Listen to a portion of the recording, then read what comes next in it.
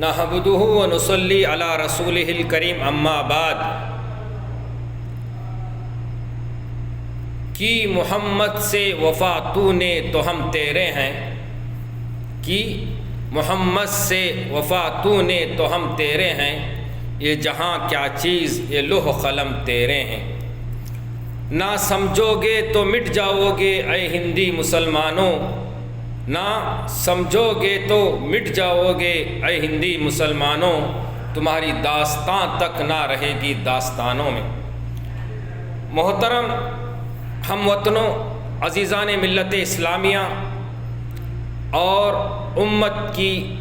عزت دار ماں اور بہنیں، السلام علیکم ورحمۃ اللہ وبرکاتہ۔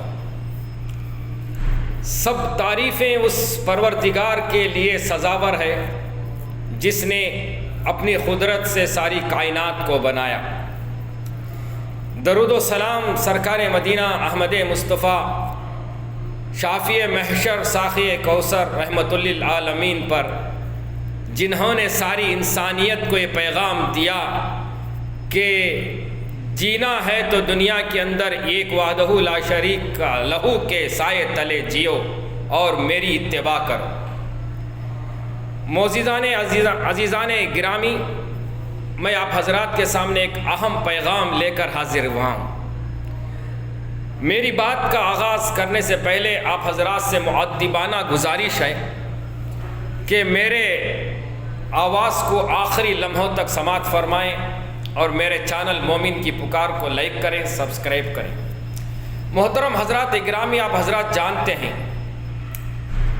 کہ کچھ دن پہلے یعنی 2025 13 تاریخ 2واں مہینے کے اندر جو ہے ہندوستان کی جمہوری حکومت دونوں ایوانوں میں یعنی پارلیمنٹ میں اور جو ہے راجیہ سبھا کے اندر ایک بل کو جو ہے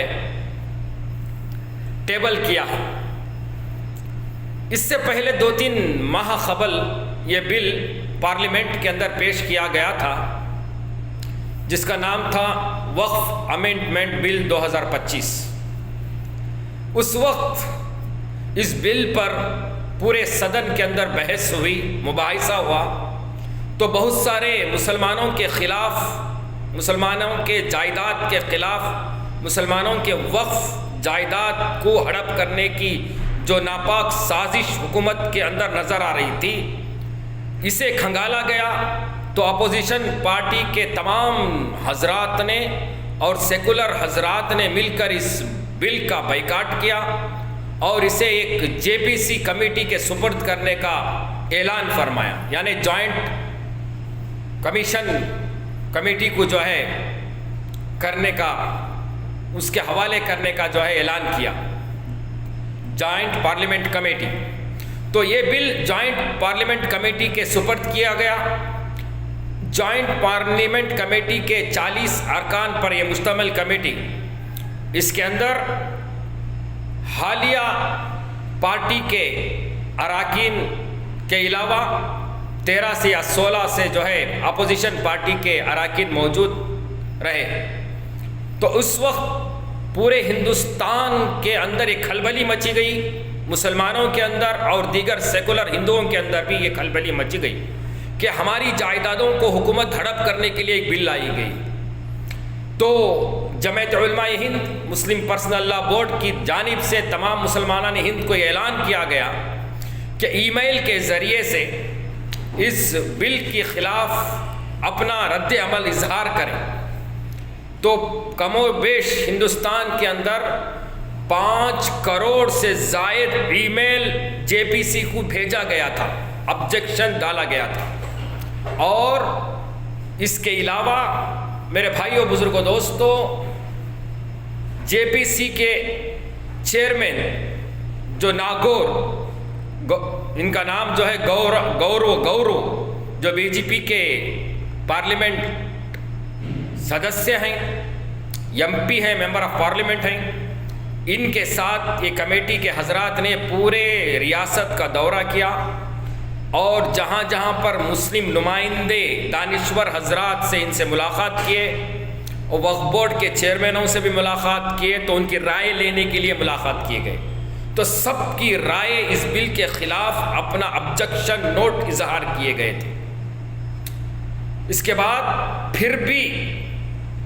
5 کروڑ مسلمانوں کی رائے اس کے خلاف رہنے کے باوجود ہندوستان کی یہ سنگی حکومت نے، جے پی سی میں بیٹھے یہ ناگور گورے انگریز نے اس بل کو منمانی سے پاس کروانے کے لیے کسی آبجیکشن کو، نوٹ کو اس کے اندر شامل نہ کرتے ہوئے 13 تاریخ کو یہ پارلیمنٹ پر ٹیبل کیا گیا۔ تو میرے بھائیو بزرگوں دوستو، میں سب سے پہلے آپ کو یہ سمجھانا چاہتا ہوں کہ یہ بل کیا ہے۔ میرے بھائیو بزرگوں دوستو، 1967 کے اندر ہمارے وقف جائیداد کے لیے قانون بنایا گیا تھا، وقف ایکٹ قانون بنایا گیا تھا۔ اس ایکٹ کے تحت جو ہمارے بزرگوں نے مسلمانوں کے لیے، مسلمان مذہب کے لیے، ترقی کے لیے، غریب غربا کے لیے، مسجد کے لیے، مدارس کے لیے، قبرستانوں کے لیے، غریب مفلس بیوہ یتیم مسلم نادر بچوں کی رہائش، کھانے پینے کے لیے اور ان کی زندگی کے سہولیات کے لیے ایک آمدنی کا ذریعہ بنا کر اپنی اپنی جائیدادوں کو مسلمانوں کے حوالے کیا گیا، یہ وقف کہتے ہیں۔ یہ صرف اللہ کے نام سے دیا جاتا ہے، یہ اللہ کی امانت، اللہ کی آستی ہوتی ہے، یہ اللہ کے طرف دیا جاتا ہے، اس میں کسی کا حق نہیں رہتا ہے، کسی قوم کا اس میں مداخلت نہیں رہتا ہے، کسی گورنمنٹ کا اس کے اندر مداخلت نہیں رہتا۔ یہی 1967 کا ایکٹ ہمارے لیے بنایا گیا تھا۔ اس کے اندر تمام یہ قوانین و ضوابط موجود تھے۔ جو وقف جائیداد ہے اس کی اصل مالک مسلم قوم ہوتی ہے اور اس کے ذریعے سے آنے والی آمدنی کا واحد ذریعہ اور اس کا ذمہ دار مسلمان ہوتے ہیں، اور اس کے لیے ہر ضلع سطح پر ایک وقف بورڈ تعمیر کیا گیا تھا۔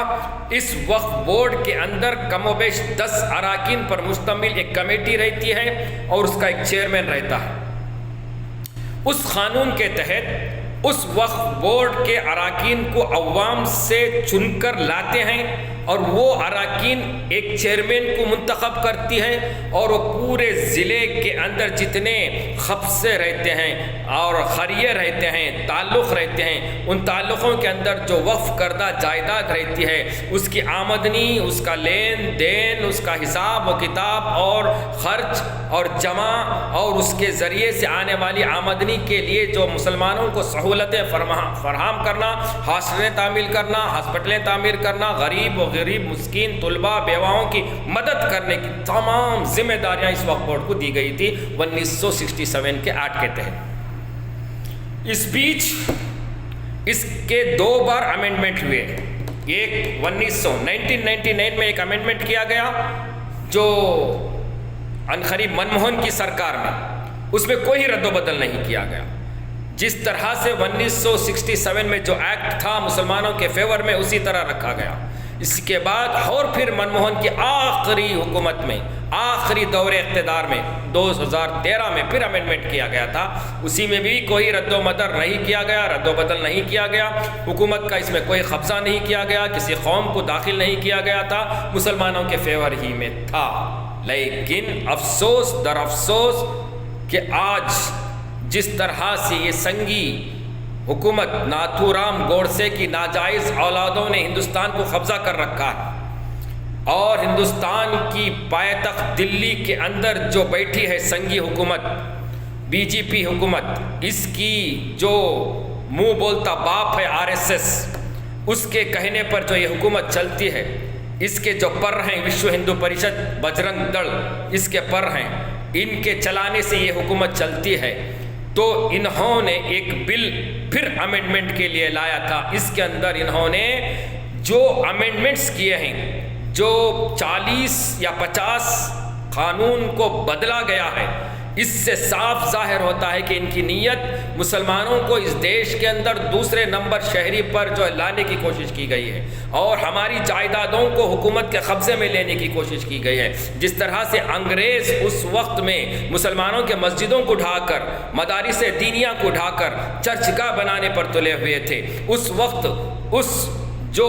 مجاہد اسلام محمود حسین احمد مدنی نے للکار کر کہا تھا کہ اے مسلمانوں، اس ہندوستان میں جینا ہے تو سر اٹھا کر جیو، انگریزوں کی ملٹری میں جو مسلمان داخل ہوگا اس کے لیے حرام ہے، وہ مسلمان کو داخل ہونا حرام ہے، یہ فتویٰ دیا تھا۔ اس وقت میں کراچی کے اندر جو جج تھا لارنس ڈی کاسٹا، اس نے ان کو طلب کیا تھا اور کہا تھا کہ اے محمود حسین احمد مدنی، جو تم نے فتویٰ دیا ہے اس کو جو واپس لے لو۔ تو حسین احمد مدنی جو اب مولانا ارشد مدنی صاحب ہیں، ان کے دادا صاحب تھے، تو انہوں نے کہا تھا اس دیش کے لیے ہم نے قربانی دینے کے لیے بھی تیار ہے، تمہارا قانون حد سے زیادہ ہمیں کیا سزا دے گا؟ موت کی سزا دے گا، اس کے لیے ہم جو ہے کفن ساتھ میں لائے ہیں، سر سے باندھا ہوا وہ امامہ نکال کر دکھایا تھا کورٹ کے اندر۔ میرے بھائیوں بزرگوں دوستو، وہی وقت آج آیا ہے مسلمانوں کے لیے، مسلمانوں کے علماء کے لیے للکار کر اس حکومت کا مقابلہ کریں۔